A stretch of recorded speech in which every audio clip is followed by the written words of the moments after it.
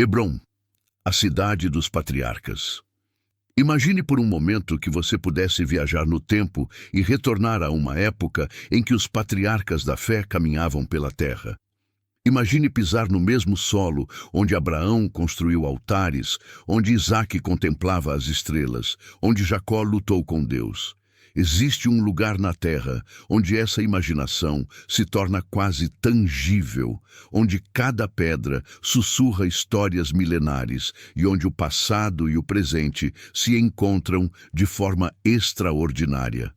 Este lugar é Hebrom, a cidade dos patriarcas, a segunda cidade mais sagrada do judaísmo, um local que por mais de 4.000 anos tem sido palco de alguns dos momentos mais decisivos da história humana. Mas aqui está o mistério que vamos desvendar hoje. Como uma cidade situada em meio a colinas áridas da Judéia se tornou o berço espiritual de 3 das maiores religiões do mundo. O que fez desta terra aparentemente comum o cenário escolhido por Deus para estabelecer sua aliança com a humanidade? Hoje vamos caminhar pelas ruas empoeiradas de Hebrom, não apenas como ela é hoje, mas como ela era há milênios.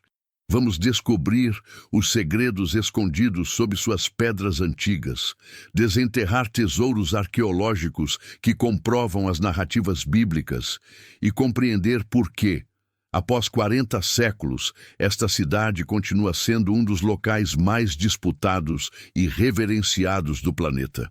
Prepare-se para uma jornada que vai transformar sua compreensão da história bíblica e mostrar como eventos que pareciam distantes e místicos eram, na verdade, acontecimentos reais que moldaram o curso da civilização humana. A geografia estratégica. Hebrom está localizada a aproximadamente 30 quilômetros ao sul de Jerusalém, nas montanhas da Judéia, a cerca de 930 metros acima do nível do mar. Esta posição elevada não era coincidência, era estratégia pura. Do alto de Hebrom, era possível avistar as rotas comerciais que ligavam o Egito à Mesopotâmia, controlando assim uma das vias comerciais mais importantes do mundo antigo. O nome Hebrom deriva da raiz hebraica Haber, que significa união ou aliança, um nome profético para uma cidade que se tornaria o berço da aliança de Deus com a humanidade. Mas ela também era conhecida por outros nomes. Kiriat Arba, que significa cidade de Arba, em honra a um gigante que ali habitava antes da chegada de Abraão. O Vale dos Carvalhos Sagrados. A região de Hebrom era famosa por seus carvalhos milenares. Nos tempos antigos, estes carvalhos não eram apenas árvores, eram marcos geográficos, locais de encontro, pontos de referência para viajantes e, mais importante, locais sagrados onde se acreditava que a divindade se manifestava. Abraão plantou suas tendas precisamente junto aos carvalhos de Manre, e foi ali que recebeu algumas das visitações divinas mais importantes de sua vida: economia e recursos naturais. Hebrom prosperava devido à sua localização privilegiada e aos recursos abundantes. A região era rica em agricultura. Os terraços nas encostas das colinas permitiam o cultivo de oliveiras, videiras e figueiras. O solo fértil do vale produzia trigo, cevada e legumes. Os pomares de amêndoas e pistaches forneciam proteínas valiosas, enquanto os rebanhos de ovelhas e cabras pastavam nas colinas circundantes. Comércio. Situada na encruzilhada entre o norte e o sul, Hebrom controlava o comércio de especiarias, incenso e metais preciosos que vinham do sul da Arábia e da África. Caravanas paravam ali para descansar, reabastecer e negociar. Artesanato. A cidade era conhecida por seus artesãos especialistas em trabalhos com metais, cerâmica e tecelagem. Descobertas arqueológicas revelam ferramentas sofisticadas e objetos de arte que demonstram um alto nível de perícia técnica. A vida cotidiana nos tempos dos patriarcas. Imagine acordar em Hebrom há 4.000 anos. O amanhecer traz consigo o mugir do gado e o barulho das mulheres preparando o pão da manhã. As casas, construídas com pedra calcária local, tinham paredes grossas que mantinham o interior fresco durante o calor escaldante do dia e aquecido durante as noites frias das montanhas. As famílias viviam em complexos que incluíam não apenas a habitação principal, mas também currais para animais, depósitos para grãos e cisternas para a água da chuva. A água era preciosa e cuidadosamente preservada em sistemas de captação engenhosos que canalizavam cada gota das chuvas sazonais. A vestimenta era prática, mas significativa. Os homens usavam túnicas longas de lã ou linho, com um manto por cima durante o frio. As mulheres usavam véus coloridos que indicavam seu status social e familiar. As cores eram obtidas de plantas locais e de caros corantes importados, como a púrpura extraída de moluscos do Mediterrâneo. Organização social e governança. A sociedade em Hebrom era organizada em clãs patriarcais. O patriarca era o líder absoluto da família estendida, responsável por tomar decisões sobre casamentos, negócios, migrações e questões judiciais. Este sistema criava uma rede complexa de lealdades e obrigações que se estendia por gerações. A justiça era administrada pelos anciãos da cidade, que se reuniam no portão da cidade, o equivalente antigo ao tribunal moderno. Ali se resolviam disputas comerciais, questões de herança e crimes. Era também no portão que se formalizavam contratos importantes, como veremos quando Abraão comprar a caverna de Macpela, religiosidade e rituais. A religiosidade permeava todos os aspectos da vida. Cada família mantinha seus deuses domésticos, pequenas estatuetas que protegiam a casa e a família. Altares de sacrifício eram construídos em locais altos, onde a fumaça das oferendas pudesse subir livremente aos céus.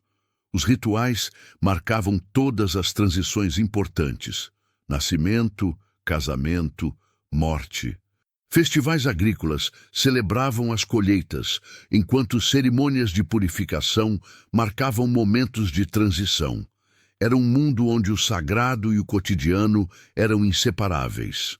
A chegada de Abraão, o marco zero da fé. Era aproximadamente 2100 a.C., quando um homem chamado Abrão, seguindo uma voz que apenas ele conseguia ouvir, deixou a próspera cidade de Ur, na Mesopotâmia, e empreendeu uma jornada que mudaria o curso da história humana. Sua destinação. Uma terra que Deus lhe mostraria. Quando Abraão finalmente chegou a Canaã, não foi em Jerusalém ou em qualquer grande centro urbano que ele escolheu estabelecer sua base permanente. Foi em Hebrom, junto aos carvalhos de Manre, que ele decidiu plantar suas raízes. Por quê? A resposta está na natureza única do chamado de Abraão. Ele não havia sido chamado para conquistar cidades ou estabelecer um reino político. Ele havia sido chamado para uma relação íntima com o Deus vivo. E Hebrom oferecia exatamente isso: isolamento suficiente para ouvir a voz divina, mas proximidade suficiente às rotas comerciais para manter contato com o mundo. Foi em Hebrom que Abraão construiu seu primeiro altar a Jeová na Terra Prometida. Imagine a cena: um nômade mesopotâmico, cercado por seus servos e rebanhos, empilhando pedras calcárias enquanto o sol se põe sobre as colinas da Judéia. Naquele momento, sem que ele soubesse, estava estabelecendo o que se tornaria o local mais sagrado do judaísmo depois de Jerusalém. A promessa impossível, Isaque e a risada de Sara. Foi também em Hebrom, sob a sombra daqueles carvalhos sagrados, que ocorreu um dos encontros mais extraordinários da história bíblica. 3 visitantes misteriosos apareceram na tenda de Abraão durante o calor do meio-dia. A hospitalidade do patriarca foi legendária. Ele correu para preparar um bezerro inteiro, pães frescos e leite coalhado para seus convidados. Então veio a promessa impossível. Sara, sua esposa, terá um filho no próximo ano. Sara, escondida na entrada da tenda, riu. Ela tinha 90 anos, Abraão tinha 100. Do ponto de vista humano, a promessa era absurda. Mas foi exatamente esse o ponto. Deus estava demonstrando que sua aliança com a humanidade não dependeria da força humana, mas do poder divino. Um ano depois, em Hebrom, nasceu Isaque, o filho da promessa, o herdeiro através do qual todas as nações seriam abençoadas. E com seu nascimento, Hebrom se tornava não apenas o lar dos patriarcas, mas o berço do povo escolhido, o teste supremo, o quase sacrifício.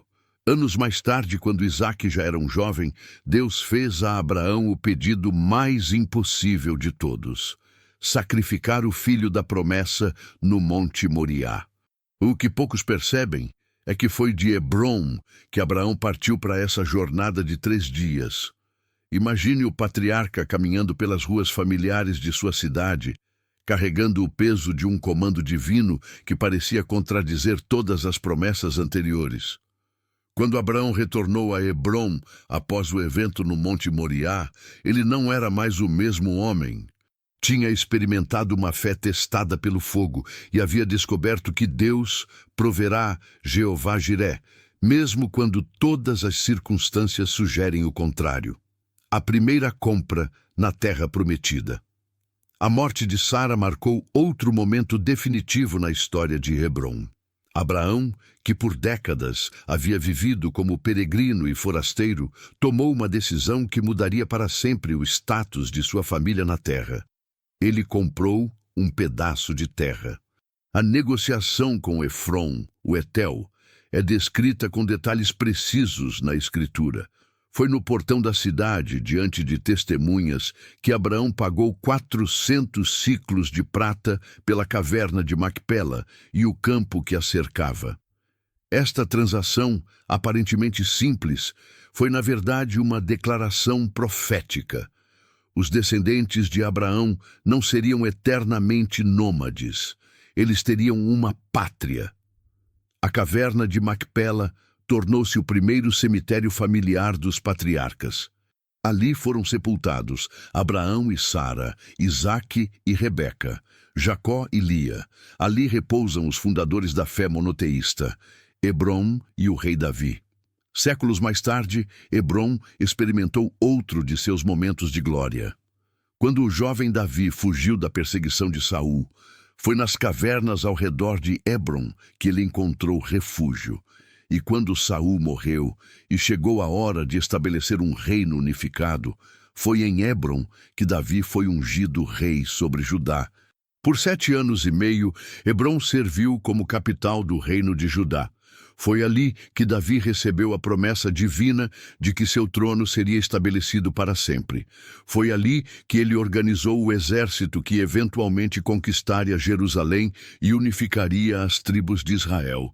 Isaque e Rebeca, o amor arranjado por Deus. Em Hebrom também se desenrolou uma das mais belas histórias de amor da Bíblia.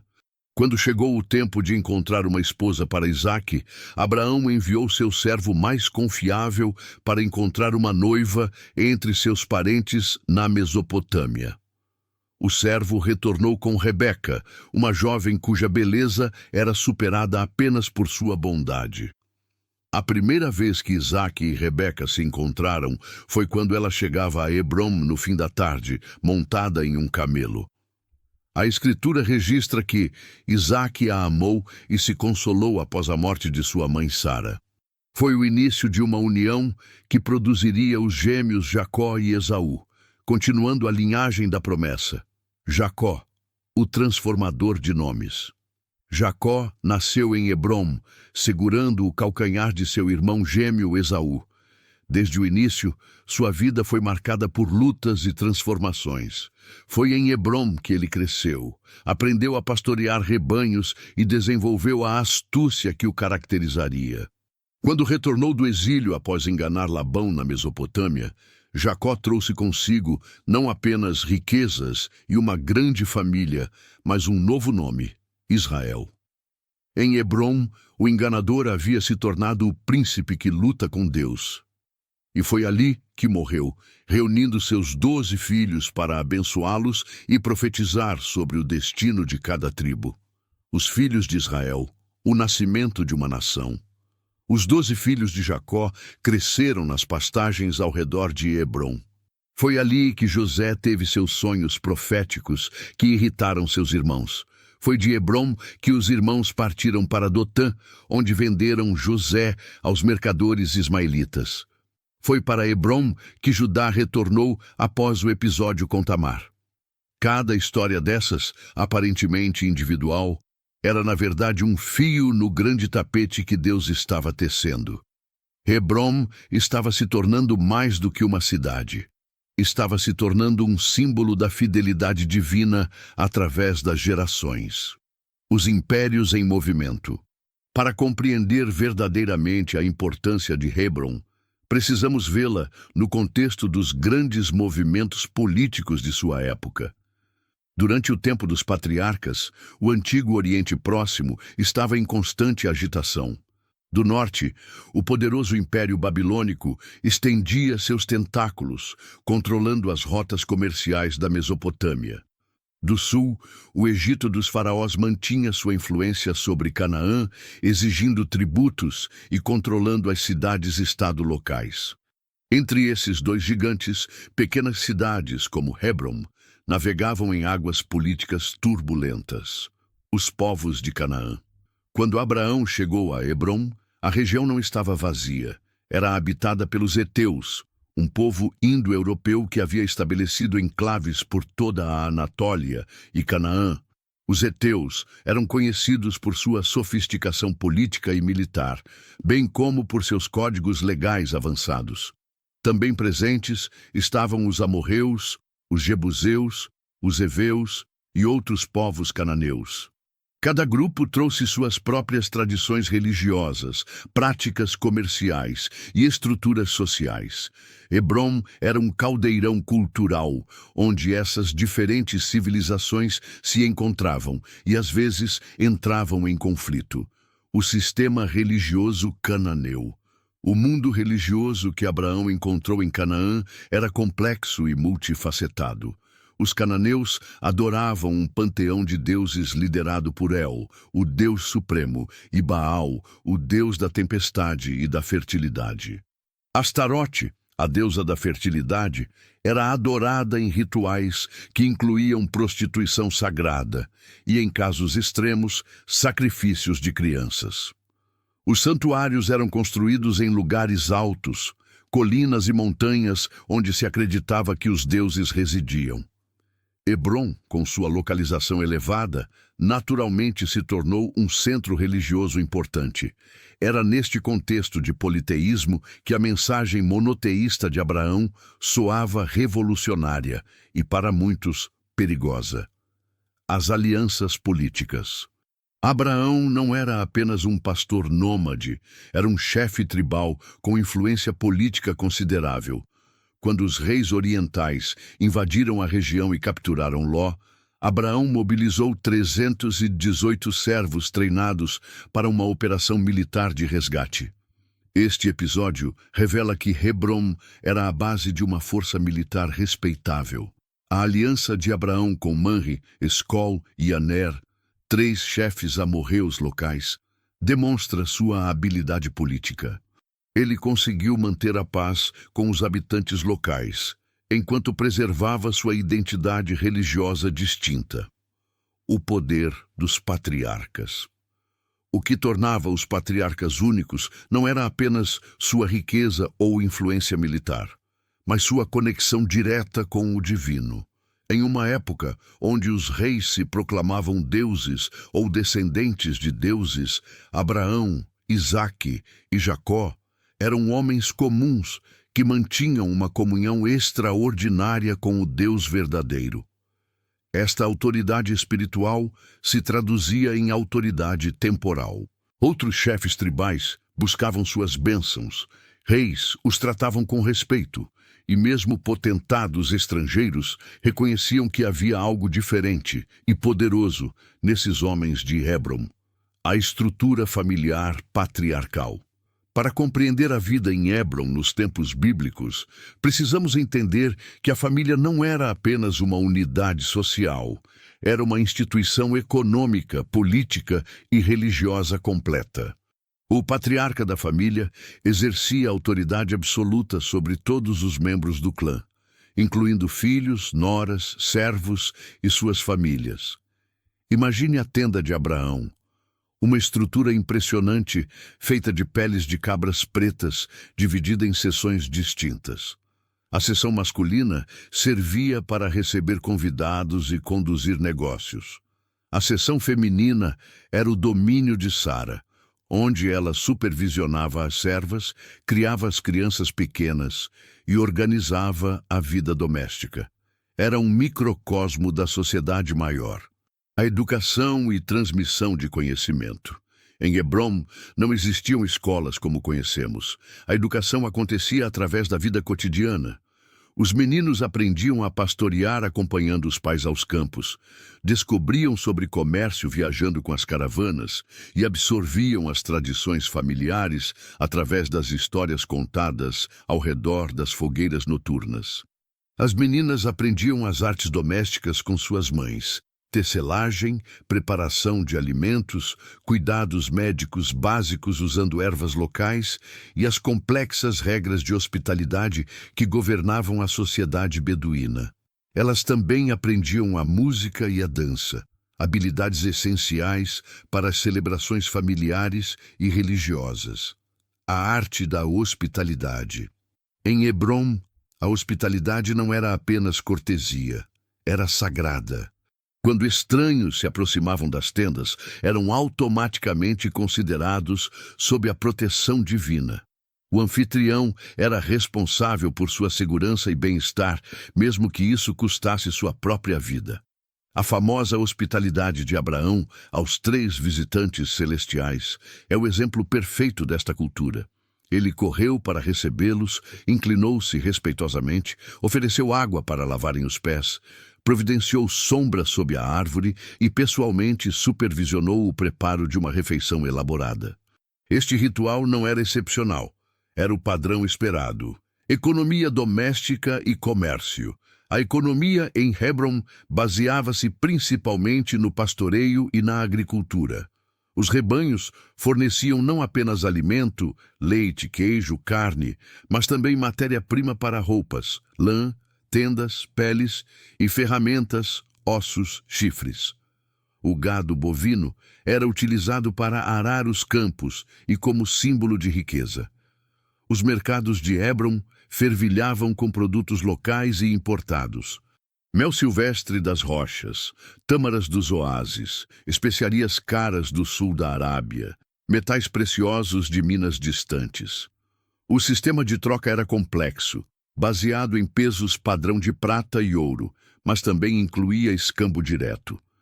Rituais de passagem e celebrações. O nascimento de uma criança em Hebron era celebrado com rituais específicos. Os meninos eram circuncidados no 8º dia, marcando sua entrada na aliança abraâmica. As meninas recebiam nomes proféticos que falavam sobre seu destino. Ambos eram apresentados aos céus sob as estrelas que Deus havia prometido fazer tão numerosas quanto os descendentes de Abraão. O casamento era uma instituição complexa que envolvia não apenas os noivos, mas famílias inteiras. Contratos matrimoniais eram negociados por meses, dotes eram calculados em cabeças de gado e prata, e as celebrações duravam semanas. A noiva era escoltada da casa de seu pai para a tenda de seu marido em uma procissão elaborada, acompanhada de música, dança e canções tradicionais, a justiça e as leis não escritas. Embora não houvesse códigos legais escritos como os de Hammurabi ou as leis mosaicas posteriores, a sociedade de Hebron operava sob um sistema complexo de justiça, baseado em tradições ancestrais e princípios divinos revelados aos patriarcas. Os crimes contra a propriedade eram punidos com restituição múltipla. Assassinatos criavam vendetas de sangue que podiam durar gerações. Adultério era punido severamente, mas havia provisões para divórcio em casos específicos. O falso testemunho era considerado uma das ofensas mais graves, pois ameaçava a base de toda a ordem social, medicina e cuidados de saúde. A medicina em Hebrom combinava conhecimento prático acumulado ao longo de gerações com práticas espirituais.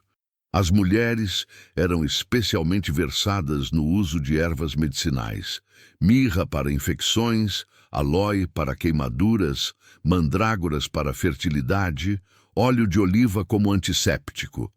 As parteiras eram figuras respeitadas na comunidade, responsáveis não apenas por assistir nascimentos, mas também por cuidar da saúde reprodutiva das mulheres.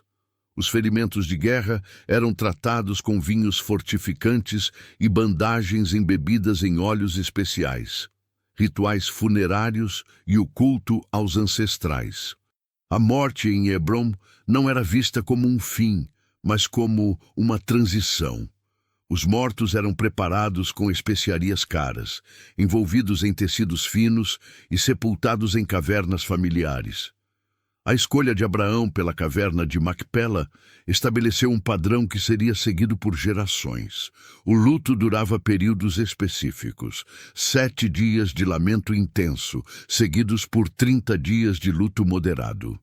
Durante este tempo, a comunidade se unia para apoiar a família enlutada, trazendo alimentos e oferecendo consolo prático e emocional. Festivais e celebrações sazonais. O calendário de Hebrom era marcado por festivais agrícolas que celebravam as colheitas. A festa das primícias marcava o início da colheita de grãos. O festival da vindima celebrava a colheita das uvas. A celebração do azeite novo marcava o fim do ciclo agrícola anual. Estes festivais não eram apenas celebrações sociais, eram reconhecimentos da dependência humana da provisão divina. Cada colheita era vista como uma confirmação da aliança contínua de Deus com seu povo escolhido. Escavações reveladoras. As escavações arqueológicas em Hebrom e seus arredores têm revelado camadas sobre camadas de história que confirmam e enriquecem os relatos bíblicos. Em aproximadamente 1650, 1550 a.C., Hebrom foi destruída pelos Hicsos. Foram encontrados esqueletos de homens e crianças, as mulheres provavelmente foram levadas como escravos. A necrópole de Tel Hebron. Uma das descobertas mais significativas foi a antiga necrópole localizada no Tel Hebron. Escavações conduzidas por arqueólogos israelenses descobriram sepulturas que datam do período patriarcal, incluindo câmaras mortuárias elaboradas que correspondem exatamente às descrições bíblicas de sepultamentos em cavernas. Dentro dessas sepulturas foram encontrados objetos pessoais que pintam um quadro vívido da vida nos tempos antigos. Jarros de cerâmica contendo restos de óleos aromáticos, joias de prata trabalhada com técnicas mesopotâmicas, selos cilíndricos que identificavam comerciantes e suas transações, e ferramentas agrícolas que mostram a sofisticação da agricultura local. O complexo de Macpela. Por detrás destas palmeiras, por detrás destas muralhas edificadas sob ordem de Herodes, 72-4 a.C., e fica a caverna dos patriarcas, onde Abraão teria enterrado Sara, e depois sido também ele e seus descendentes enterrados em Hebrom. O que vemos hoje em Hebrom é uma estrutura monumental construída por Herodes, o Grande, sobre a caverna original de Macpela. As pedras maciças, algumas pesando várias toneladas, foram cortadas com precisão extraordinária e encaixadas sem argamassa. Uma técnica que permitiu que a estrutura sobrevivesse a terremotos, guerras e milênios de desgaste. Objetos da vida cotidiana. Os arqueólogos descobriram em Hebrom uma rica coleção de artefatos que revelam detalhes fascinantes sobre a vida cotidiana nos tempos bíblicos. Foram encontradas ferramentas agrícolas, arados de bronze, foices com dentes de sílex, machados de pedra polida que mostram a sofisticação da agricultura local. Utensílios domésticos, jarros de armazenamento com capacidade para dezenas de litros, panelas de cozinha com marcas de uso intensivo, lamparinas de óleo com restos de cera de abelha, objetos religiosos, pequenos altares domésticos, figurinhas de deidades cananitas, selos com símbolos religiosos que mostram a diversidade de crenças na região. Evidências de comércio internacional. Particularmente intrigantes são as evidências de comércio de longa distância encontradas em Hebrom. Fragmentos de cerâmica cipriota, contas de vidro egípcias, especiarias da Índia preservadas em jarros lacrados, todos confirmando que Hebrom estava conectada a uma rede comercial que se estendia por continentes. Uma descoberta especialmente emocionante foi um arquivo de tabletes cuneiformes encontrado em uma casa próxima ao centro da cidade antiga. Estes documentos registram transações comerciais, contratos matrimoniais e até correspondências pessoais que revelam uma sociedade letrada e legalmente sofisticada. Técnicas de construção e arquitetura. As ruínas de Hebrom revelam técnicas de construção impressionantemente avançadas. As casas eram construídas com fundações profundas, escavadas na rocha calcária. As paredes usavam uma técnica chamada aparelho ciclópico, grandes pedras encaixadas perfeitamente sem argamassa. O sistema de captação de água era particularmente engenhoso. Cisternas escavadas na rocha coletavam água da chuva através de canais cuidadosamente planejados. Algumas dessas cisternas ainda funcionam hoje, após 4.000 anos. Confirmações bíblicas. Talvez o mais emocionante seja que nenhuma descoberta arqueológica contradiz os relatos bíblicos sobre Hebrom. Pelo contrário, cada nova escavação adiciona credibilidade histórica às narrativas das Escrituras. Os padrões de sepultamento encontrados correspondem exatamente às descrições bíblicas. As rotas comerciais confirmam as viagens dos patriarcas. Os estilos de vida revelam uma sociedade consistente com as descrições escriturais. O mistério das inscrições. Recentemente, arqueólogos descobriram em Hebrom inscrições em uma escrita proto-hebraica que podem datar do período dos patriarcas. Embora ainda não completamente decifradas, estas inscrições sugerem que a tradição de registrar eventos importantes por escrito pode ser muito mais antiga do que se pensava anteriormente. Hebrom moderna. A cidade inclui o local de enterro tradicional de vários patriarcas e matriarcas bíblicos no túmulo dos patriarcas. O judaísmo classifica Hebrom como a segunda cidade mais sagrada depois de Jerusalém, enquanto alguns muçulmanos a consideram uma das 4 cidades sagradas. Em 2017, o centro histórico foi declarado Patrimônio Mundial da Unesco e declarado como palestino por esse órgão em sua lista. Após Israel ter ocupado a cidade em 1967, o Protocolo de Hebrom, de 1997, parte dos esforços de paz entre israelenses e palestinos, dividiu a cidade em 2 setores, H1, controlado pela Autoridade Palestina. Hoje, Hebrom é uma cidade dividida que abriga aproximadamente 215.000 palestinos e cerca de 700 colonos israelenses. A cidade está fisicamente dividida em 2 seções. H1, sob controle da Autoridade Palestina, onde vivem a maioria dos palestinos, e H2, sob controle militar israelense, onde estão localizados os assentamentos israelenses e os sítios sagrados. O túmulo dos patriarcas hoje. O local mais visitado de Hebrom moderna é o complexo conhecido como Túmulo dos Patriarcas, ou Santuário de Abraão. A estrutura herodiana original foi convertida em mesquita no século VII, depois reconvertida em igreja pelos cruzados, e finalmente retornou à função de mesquita com pequenas seções designadas para a oração judaica. O complexo é um exemplo fascinante de como as três religiões abraâmicas convergem e às vezes entram em tensão. Judeus, muçulmanos e cristãos, todos veem este local como sagrado, mas nem sempre conseguem compartilhá-lo pacificamente. Turismo religioso e histórico. Milhares de peregrinos visitam Hebron anualmente, vindos de todo o mundo para conectar-se fisicamente com as raízes de sua fé. Para os judeus, é uma peregrinação às origens de seu povo. Para os muçulmanos, é uma visita ao Khalil al-Rahman, amigo do misericordioso, como Abraão é conhecido no Islã. Para os cristãos, é uma jornada às raízes veterotestamentárias de sua fé. O turismo religioso criou uma economia local baseada em hotéis, restaurantes e lojas de souvenirs. Guias especializados em história bíblica conduzem grupos através dos sítios antigos, explicando as conexões entre as pedras antigas e as narrativas sagradas. Desafios contemporâneos. A divisão política de Hebron cria desafios únicos para seus habitantes. Checkpoints militares controlam o movimento entre as diferentes seções da cidade.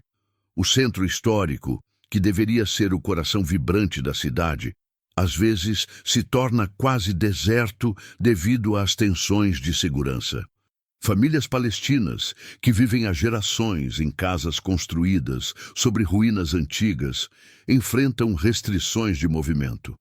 Colonos israelenses vivem em complexos fortificados, argumentando seu direito histórico à cidade dos patriarcas. Soldados israelenses patrulham as ruas, tentando manter a paz entre populações que veem a cidade através de lentes históricas completamente diferentes. Preservação arqueológica. Paradoxalmente, as tensões modernas têm tido um efeito protetor sobre os sítios arqueológicos de Hebron. A dificuldade de desenvolvimento urbano em áreas disputadas significa que muitos locais antigos permaneceram relativamente intocados pela modernização. Organizações internacionais trabalham com arqueólogos israelenses e palestinos para preservar e estudar os achados antigos. Em 2017, o Centro Histórico foi declarado Patrimônio Mundial da Unesco, reconhecendo sua importância universal para a humanidade. A continuidade cultural. Apesar de todos os desafios, Hebron mantém tradições que conectam o presente ao passado bíblico. O mercado de vidros soprados continua uma tradição artesanal que data do período romano. Famílias palestinas ainda fabricam cerâmica usando técnicas transmitidas por gerações. A hospitalidade beduína que caracterizou Abraão ainda define a cultura local. O paradoxo de Hebron. Hebron nos confronta com um paradoxo profundo que ressoa através dos milênios. Como um local dedicado à paz e à aliança divina, se tornou símbolo de divisão humana. A resposta talvez esteja na própria natureza da fé e da herança espiritual. Abraão comprou a caverna de Macpela não apenas como um túmulo, mas como uma declaração profética. Estava afirmando que seus descendentes não seriam eternamente peregrinos, teriam uma terra. O que ele não poderia prever é que essa profecia seria interpretada de formas diferentes por diferentes povos, que todos eles traçam sua linhagem espiritual de volta a ele. Lições de fé e perseverança. A história de Hebron é fundamentalmente uma história sobre fé inabalável diante do impossível. Abraão creu que teria descendentes quando não tinha filhos.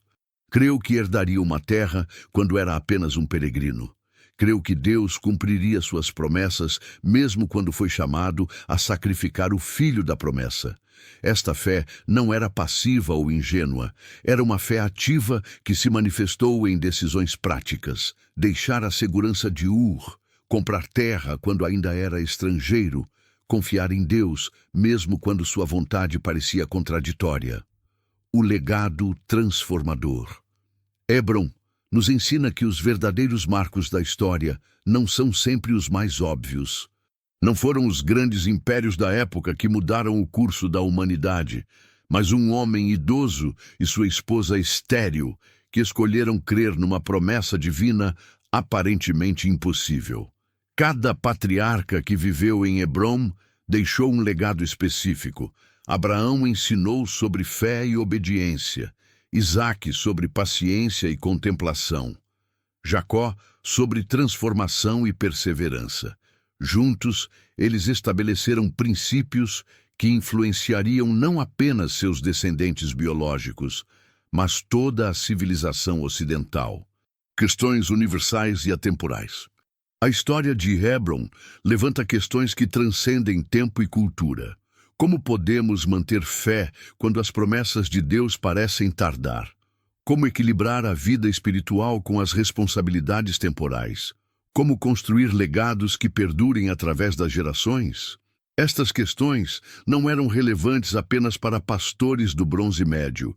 São profundamente relevantes para qualquer pessoa que busca propósito e significado em um mundo frequentemente caótico e imprevisível. A promessa contínua. Talvez a lição mais poderosa de Hebron seja que as promessas de Deus transcendem gerações humanas. O que começou com Abraão continuou através de Isaque, floresceu com Jacó e se expandiu através das 12 tribos.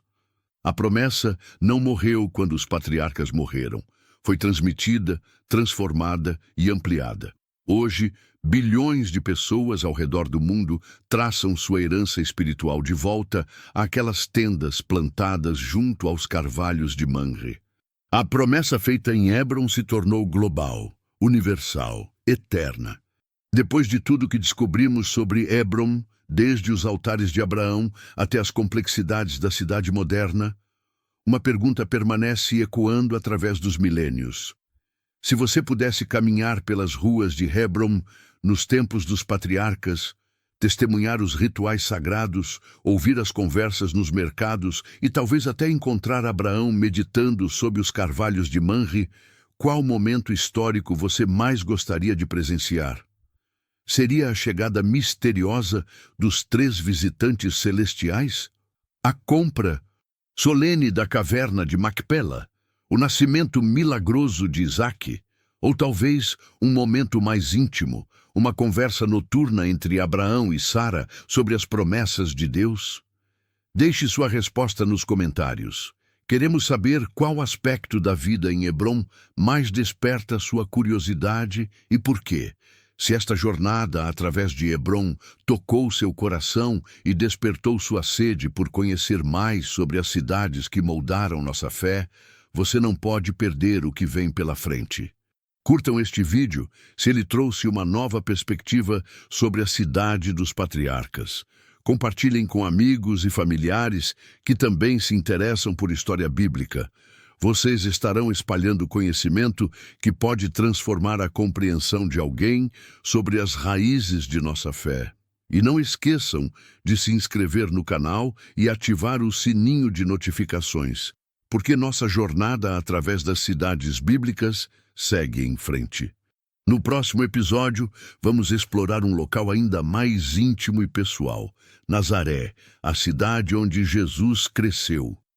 Vamos descobrir como era a vida na pequena aldeia galileia que criou o menino que mudaria o mundo para sempre. Como era a carpintaria de José? Onde exatamente ficava a casa de Maria? Como eram as sinagogas onde o jovem Jesus aprendeu as Escrituras? E o que as mais recentes descobertas arqueológicas revelam sobre a Nazaré do primeiro século? Será uma jornada ainda mais íntima e reveladora, onde cada pedra conta a história da infância e juventude daquele que os patriarcas de Hebrom aguardavam sem saber. Não percam! Até a próxima aventura através do tempo e da fé. Que Deus os abençoe.